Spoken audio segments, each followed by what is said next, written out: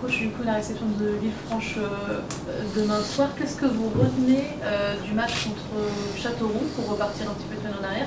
Qu'est-ce qui vous a plu là-bas? Qu'est-ce qui vous a moins plu? Il y a eu une première mi-temps qui a été compliquée, vous l'avez dit après le match. Ben, ce qui ne m'a pas plu, c'est la première mi-temps. Clairement, voilà, j'étais très en colère. Parce que on ne gagnera pas tout le temps les matchs en jouant une mi-temps sur deux. On a eu beaucoup de réussite de rentrer qu'à 1-0, mais de rentrer même à 1 partout. On peut dire un grand merci à Nico qui nous a maintenu la tête hors de l'eau. Après, même quand on n'est pas exceptionnel, il faut être capable d'être efficace. C'est ce qu'on a su faire sur cette première mi-temps en marquant sur notre seule occasion. Après, on a rectifié des choses en deuxième mi-temps. Donc la deuxième mi-temps m'a plu. La capacité de réaction m'a plu. Après, j'ai envie de vous dire, ça c'est passé. Maintenant, il faut être acteur de ce qu'on doit faire de bien demain pour prendre 3 points et assurer mathématiquement le maintien. Le maintien n'est pas assuré mathématiquement? Bon, oui, enfin, avec 44 points, jamais aucune équipe n'est descendue avec 44 points. Donc. Non, mais c'est de l'air, on en a. On n'est pas sauvé mathématiquement. Après, aucune équipe n'est descendue avec 44 points. Donc. À quoi vous vous attendez justement contre Villefranche? C'est un club et une équipe qui a vécu une saison contrariée, en tout cas mouvementée. Comment là vous les voyez-vous sur cette fin de championnat? Je les vois très bien parce que il y a eu ce changement de coach. Et comme dans tout changement de coach, il y a une réaction. C'est une équipe qui est devenue beaucoup plus compliquée à jouer, avec de l'expérience du championnat. Le nouveau coach a beaucoup d'expérience dans ce championnat. L'équipe est une équipe expérimentée de ce championnat, qui a joué le haut du tableau, mais qui a été obligée aussi à mener à jouer quelque temps le maintien et des situations un petit peu plus difficiles. Donc ça va être un match, une équipe accrocheuse, très bien organisée, confirmée de ce championnat. C'est une valeur sûre de ce championnat, donc c'est encore une fois un match très difficile pour nous, mais bon, on le sait, c'est le lot de ce championnat, donc on s'est préparé en conséquence. Quels ont été justement les angles de travail cette semaine? Sur les derniers matchs, vous prenez des buts notamment sur coup de pied arrêté. Est-ce que c'était un angle de travail cette semaine? Je ne suis pas partisan de travailler les coups de pied arrêtés parce qu'il y a une donnée qu'on ne peut pas reproduire à l'entraînement, c'est les conditions de match et l'adrénaline du match, la fatigue. On ne peut pas reproduire un corner de la 90e minute parce qu'on a 90 minutes d'un match dans les jambes. Donc je ne suis pas très partisan de travailler les coups de pied arrêtés, défensifs surtout, parce que le coup de pied arrêté c'est un duel pur. Donc il faut être plus fort que son adversaire direct. C'est un état d'esprit. Et je pense qu'il ne faut pas dramatiser. Parce que plus on dit on n'est pas bon sur coup de pied, on n'est pas bon sur coup de pied arrêté, à force, ça rentre dans la tête des gens. Moi, ce que je retiens, c'est que même si on prend des coups de pied arrêtés, on gagne les matchs. Donc voilà. Mais voilà, il faut qu'on gagne en solidité sur les coups de pied arrêtés, je suis d'accord avec vous. Et justement, contre Châteauroux aussi, il y a eu un travail tactique. À la mi-temps, vous changez notamment sur le travail des latéraux Castelroussin. Quelle a été justement cette approche? Est-ce que vous pouvez nous raconter un peu ça? La mi-temps ou... Ouais, la mi-temps, ouais. Mais en fait, si vous voulez, c'est une équipe qui... Châteauroux jouait en 3-5-2, nous on jouait en 4-4-2. Et on a été... Leurs pistons, leurs joueurs de côté nous ont mis énormément en difficulté, notamment sur des renversements. Il y avait beaucoup de choses à régler si on devait rester en 4-4-2. Donc on a pris l'option de passer en 3-5-2 et de bloquer leurs pistons par des pistons, par nos pistons à nous. C'est ce qu'on a bien fait et on les a mis en difficulté et ils ont été beaucoup moins dangereux. Il y a aussi un homme fort en ce moment, c'est Mehdi Boussaïd. Est-ce que vous pouvez nous raconter un petit peu ça? Il a fait un très bon début de saison aussi et là justement il est sur une bonne série, c'est ça? C'est ça, j'aime pas trop parler d'un joueur en particulier. Après, lui, il a la conclusion de ce qu'on fait de bien offensivement.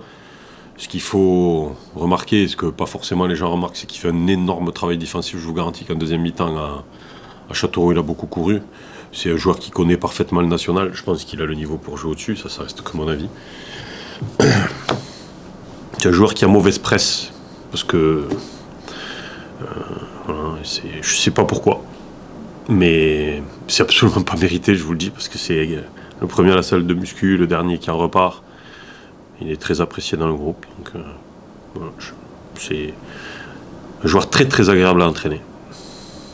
Pour rebondir quand même sur les joueurs, et moi j'en profite parce que c'est Nicolas Kossic qui va vous succéder après. Comment vous le voyez dans son rôle dans ce groupe qui est quand même fondamental, où on voit, vous dites au début d'ailleurs de cette conférence, mais il sauve quand même les matchs régulièrement. C'est son travail d'arrêter les ballons. C'est vrai que vous avez aussi en plus le regard du gardien, on imagine, donc comment vous voyez ce joueur? C'est une bonne question. Alors le regard du gardien, je ne l'ai pas trop parce qu'en fait, tous mes gardiens, ils disent toi, on dirait pas que tu as été gardien parce que t'es dégueulasse avec nous. Première chose. Mais bon, le poste de gardien, il a vachement évolué. C'est un poste, je ne veux pas dire que c'est le poste le plus dur du foot, mais c'est un poste vraiment à part. En plus de devoir être hyper performant avec les mains, maintenant on doit être quasiment du même niveau technique et tactique qu'un joueur de champ avec les pieds. Donc c'est le poste le plus complet, le plus difficile à aborder du foot à mes yeux. Pour être clair, moi je pense que Nico il fait partie du top 2 voire 3 des meilleurs gardiens de ce championnat, clairement, et sans beaucoup de contestation. Il a eu un match un petit peu difficile, même beaucoup difficile contre Avranches, et là où on voit les bons joueurs, les grands joueurs, les très grands joueurs, c'est leur capacité à répondre présent. Et ça fait preuve, ça c'est une grosse preuve de l'état d'esprit et du mental du joueur. Donc quand on voit le match qu'il avait fait contre Avranches, un match difficile, c'était pas évident pour lui. Et quand je vois le match qui nous sort contre Châteauroux, donc il a très bien rebondi. Et il a été régulier dans la performance, en tout cas depuis que moi je suis là.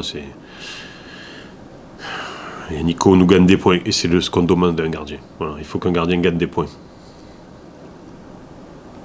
Ce contrat se terminait à la fin du mois de juin. On imagine forcément que c'est quand même un élément moteur, voire pilier de l'effectif que vous aimeriez vous garder en vue de la saison prochaine? Chaque chose en son temps, on verra. Moi, je ne me projette pas encore sur la saison prochaine, sincèrement. Mais oui, il vaut mieux avoir Nicolas Kossic avec soi que contre soi.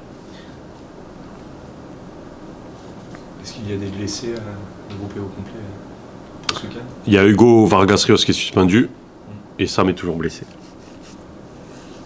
Aiko revient? Non, toujours blessé. Vous avez dit tout à l'heure que le maintien était quasiment acquis, la montée c'est encore jouable mathématiquement mais ça va être compliqué. Comment est-ce que vous motivez les joueurs à l'approche de ces matchs? Alors on les motive par la dynamique. Et on les motive parce que il faut bien finir le championnat, c'est important, on le voit quand... je pense que je l'ai dit la semaine dernière. L'an dernier, premier Concarneau, deuxième Dunkerque, troisième Red Star, quatrième Martigues. Aujourd'hui, premier Red Star, Martigues est à la lutte pour la montée. Donc c'est pour ça qu'il faut bien finir le championnat, parce que la dynamique de résultats positifs, elle reprend généralement en début de saison. Et puis voilà, c'est mieux d'attaquer une saison en ayant fini troisième que 15e. Pour rebondir, et en tout cas, ce sera pour moi ma dernière question, mais l'actualité aussi d'aujourd'hui, c'est l'annonce de Mathieu Coutadeur qui annonce prendre sa retraite à la fin de la saison.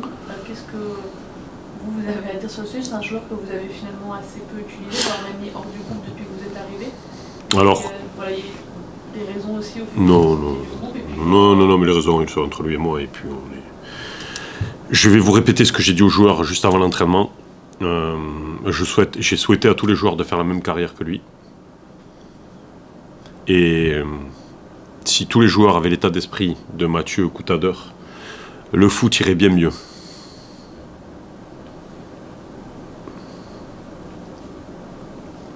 Ça a été un honneur de l'entraîner, sincèrement. Quand on le côtoie, on comprend pourquoi il a fait cette carrière-là. Tout simplement. Est-ce qu'il peut y avoir quand même une petite once de frustration de terminer aussi une carrière de footballeur, en tout cas sur le banc? Ça, il faut lui demander.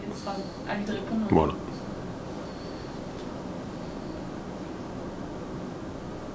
Ok. Allez, merci. Merci à vous.